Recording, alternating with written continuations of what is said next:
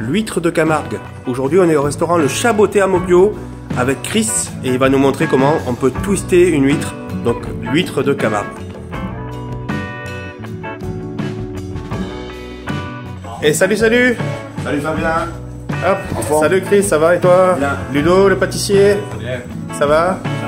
Alors, je t'ai venu manger ici et je m'étais régalé d'une huître vraiment twistée, pepsée. Est-ce que tu crois que tu pourrais nous montrer la recette? Avec plaisir, avec plaisir. On a ça à la carte d'ailleurs, donc allons-y. Puis, pour la refaire à la maison, très simple d'exécution, 3 produits, enfin vraiment, de quoi twister une huître en arrivant en fin de parcours d'ailleurs, et il faut en profiter.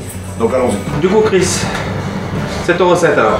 Allez, allons-y, un petit twist sur des huîtres. Donc, pour les huîtres, on aura pris un petit peu d'avance.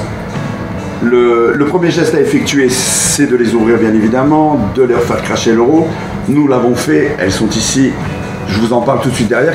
Mais comme on a un petit peu de temps de pause, on va d'abord les arroser d'un condiment blanc ou d'un vinaigre balsamique blanc. Alors, on parle du même produit, mais les nominations en fonction des endroits. Voilà. N'hésitez pas, vous les couvrez. Ah oui, on les arrose bien. Vous les couvrez complètement. Là, en l'occurrence, ce sont des huîtres d'aigues mortes. C'est un vieux projet qui a été remis au goût du jour il y a un peu plus de 15 ans. Et en fait, ce sont des huîtres qui sont mis en élevage sur les salins du Midi directement. Ah oui. On élève dans très peu d'eau, à savoir entre 50 et 70 cm. Donc voilà, du coup, ça amène une particularité à l'huile. Elles sont super noisettes, enfin, vraiment, elles sont de très haute qualité. Malheureusement, c'est que le prix va avec. Donc moi j'incite tout le monde à se rabattre sur des bouzigues qui sont aussi très bonnes mais qui va coûter moins cher. Et exactement la même recette, ça peut même les aider en fin de parcours, en fin de saison à garder encore de l'intérêt dans une assiette. Il va vous falloir, donc vous l'aurez compris, du vinaigre balsamique blanc, du 5B et une très bonne huile d'olive, pardon. Pour celle-ci, on va parler du Château Estoublon, très proche d'Alès, qui fait champion du monde l'année dernière. Donc on a vraiment encore une fois un produit. On n'est pas obligé. Une très bonne huile d'olive, comme vous les aimez, suffira amplement. Une petite échalote qu'on va ciseler finement. Et en l'occurrence, pour rappeler un petit peu les salades du Midi où elles ont vu le jour, nous on y met de la salicorne. Voilà. Normalement, on en trouve chez tous les bons poissonniers. Enfin bon, le fait est que si vous n'en trouvez pas, un petit morceau de sarfeuille pour amener un peu de végétation, de verdure dessus.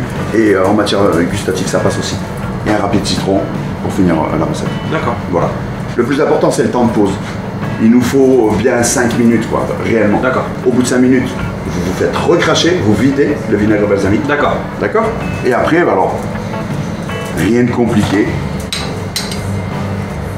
On n'en met pas beaucoup parce que ça peut être vite désagréable en bouche. C'est juste avoir le goût de l'échalote, un petit peu de mâche, que ça vienne craquer sous la dent et ça suffira amplement. C'est pas bien compliqué jusque-là. Non, mais effectivement, on n'a pas forcément l'habitude de mettre à la marinade, de l'enlever après. Et puis l'huile d'olive, on n'en met pas forcément dans les huîtres.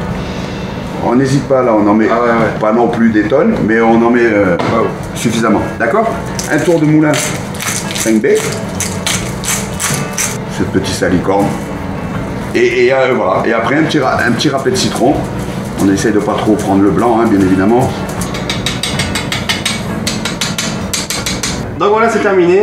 Les huîtres sont prêtes. Elles ont l'air délicieuses. On va se régaler. Elles le sont et tu vas te régaler, effectivement. Ouais. Merci Chris pour cette belle recette. Si on veut les déguster, il faut venir ici. Il faut, rapidement parce qu'on part en congé et au retour, donc carte printemps-été.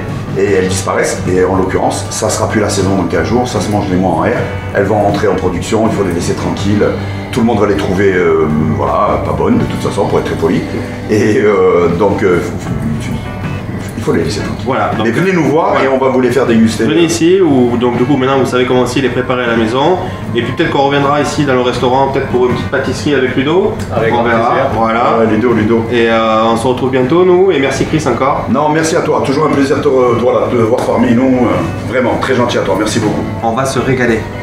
Régalez-vous.